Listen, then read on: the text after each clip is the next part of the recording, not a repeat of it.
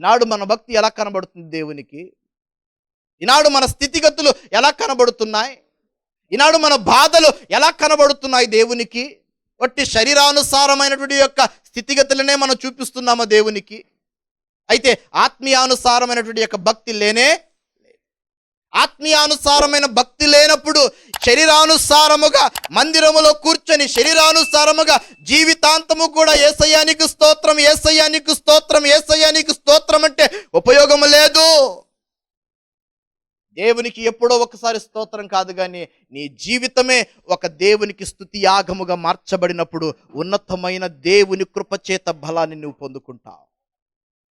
అనేకమైనటువంటి యొక్క పరిస్థితులలో నీ చెడు వ్యసనములను విడిపించడానికి కొన్ని శోధనలను పెడతాడు దేవుడు. ఆ శోధనలో నీవు నడిపించబడుతున్నప్పుడు ఎందుకు నాకు ఈ శోధన వచ్చింది అని గ్రహించుకొని ఆ శోధన నుండి తప్పించబడడానికి నీలో ఉన్నటువంటి యొక్క విరోధమైనటువంటి యొక్క స్థితిగతులను నువ్వు మార్చుకోవాలి, విడిచిపెట్టాలి. అప్పుడు నిజమైనటువంటి యొక్క దేవుని కృప అనగలిగిన బలము నీ జీవితము, నా జీవితంలోనికి దేవుడు అనుమతినిస్తాడు. అట్టి అనుమతి లేకపోతే ఈనాడు మనం చేసే భక్తి కూడా వ్యర్థమే. గత వారం చూసుకున్నాము, దేవుడు మనం బలవంతులముగా కావాలి, అభివృద్ధిగా మనం మార్చబడాలి, క్రీస్తులో స్థిరత్వము కలిగి మనం జీవించాలి అంటే వాక్యము చెబుతున్న ప్రకారముగా దేవుడు శిక్షిస్తున్నప్పుడు మనము తృణీకరించకుండా దానికి లోబడాలి అనేటువంటి ఒక మాట మనం నేర్చుకోవాలి. ఈరోజు ఏం నేర్పిస్తున్నారో చూద్దాం రండి. మొదటి సమూయేలు గ్రంథము 12వ అధ్యాయము 24వ వచనము. ఆయన మీ కొరకు ఎన్ని గొప్ప కార్యములను చేసెనో అది మీరు తలంచుకొని మీరు యెహోవా యందు భయభక్తులు కలిగి నిష్కపటులై పూర్ణ హృదయముతో ఆయనను సేవించుట ఆవశ్యకము.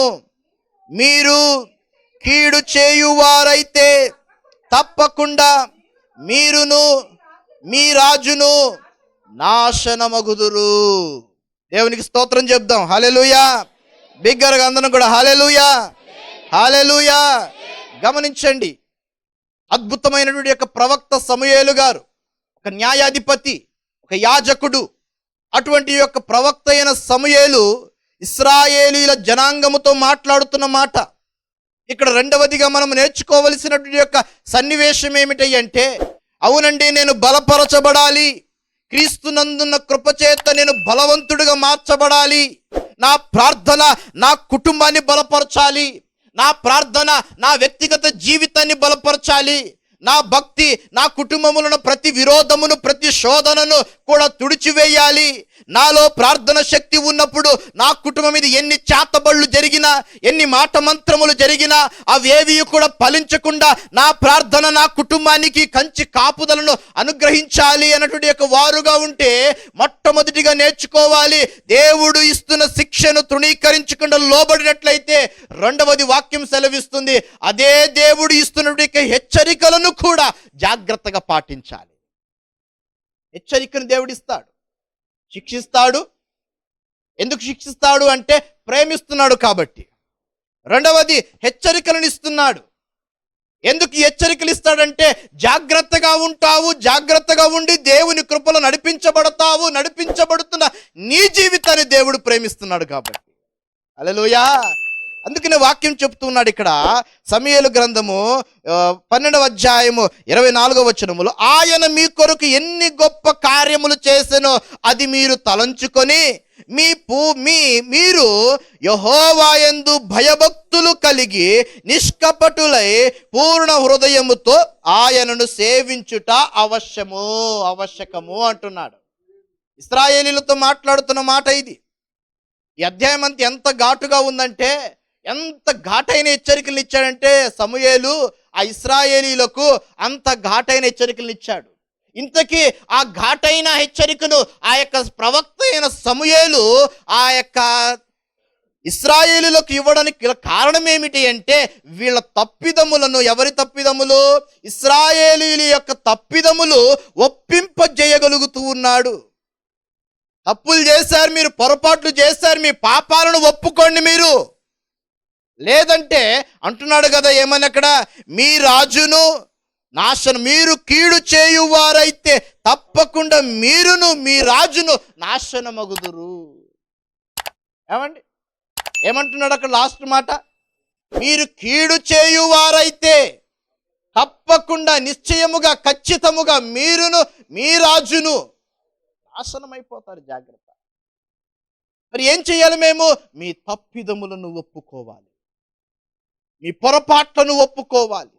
క్రీస్తులో నీవు బలపరచబడాలి అంటే, క్రీస్తులో నూతనమైన ఒక విశ్వాసిగా బలమును పొందుకోవాలి అంటే, నీ భక్తి నీకు ధైర్యాన్ని పుట్టించగలగాలి నీ శ్రమ దినములలో అంటే, వాక్యం సెలవిస్తూ ఉంది, నీవు దూషింపబడకుండా నీలోనున్నటువంటి యొక్క తప్పిదములను క్రీస్తు నామములో ఒప్పుకొని విడిచిపెట్టాలి. హల్లెలూయా.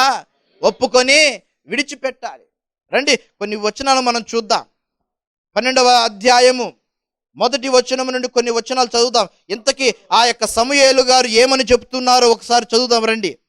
అప్పుడు సమూయేలు ఇశ్రాయేలీయులందరితో ఇట్లా నేను ఆలకించుడి, మీరు నాతో చెప్పిన మాట అంగీకరించి మీ మీద ఒకని రాజుగా నియమించి ఉన్నాను. రాజు మీ కార్యములను జరిగించును. నేను తల నెరసిన ముసలివాడను, నా కుమారులు మీ మధ్యనున్నారు. బాల్యము నాట నుండి నేటి వరకు నేను మీ కార్యములను జరిగించుచూ వచ్చి తిని, ఇదిగో నేనున్నాను. నేనెవని తీసుకొంటినా, ఎవని గార్ధాబమునైనను పట్టుకొంటినా, ఎవనికైనా అన్యాయము చేసి తినా, ఎవనినైనను బాధ పెట్టి తినా, న్యాయము నాకు అగపడకుండా ఎవని యొద్దనైనా లంచము పుచ్చుకొంటినా, అలాగు చేసిన ఎడల యెహోవా సన్నిధిని ఆయన అభిషేకము చేయించిన వాని ఎదుటను వాడు నా మీద సాక్ష్యము పలుకవలెను. అప్పుడు నేను మీ ఎదుట దానిని మరలా నిత్తున నేను. చాలండి. ఈ సమూయేలు ఒక యాజకుడుగాను, ఒక ప్రవక్తగాను, ఒక న్యాయాధిపతిగాను తనకిచ్చినటువంటి యొక్క కాలములలో న్యాయస్థాపనలో న్యాయమును జరిగించుచూ వచ్చాడు, పరిపాలన చేశాడు. తన పరిపాలనలో ఇప్పుడు ఏ యొక్క సమయంలో ఉన్నాడు? ఏ సమయంలో ఉన్నాడు? అందరు ఇక్కడ వినాలి దయచేసి. ఏ సమయంలో ఉన్నాడు అక్కడ ఇప్పుడు ఆయన? ఏ స్థితిలో ఉన్నాడు? ఏ స్థితిలో ఉన్నాడు ఇప్పుడు ఆయన? అక్కడ రాయబడి ఉంది, నెరసిన ముసలివాడను నేను.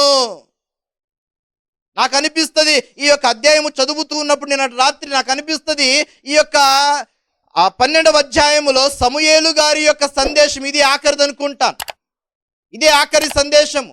ఎందుకంటే నేను ముసలివాడను, ఇంకా నా వల్ల ఏమాత్రము కూడా రాజ్య పాలన చేయడానికి అవకాశం లేదు, కాబట్టే మీరు కోరినట్టుగానే ఒక రాజుని మీ మీద నేను నియమించి ఉన్నాను అంటున్నాడు. అయితే ఇంతవరకు నేను చేసినటువంటి పరిపాలనలో ఏదైనా తప్పు చేస్తుంటే నన్ను ఆ తప్పు ఏమిటో నాకు చెప్పండి, నేను సరి చేసుకుంటాను అని చెప్పి ఈ యొక్క సమూయేలు ఇశ్రాయేలీయుల ప్రజల ఎదుట ఒక వాగ్దానము చేస్తున్నాడు.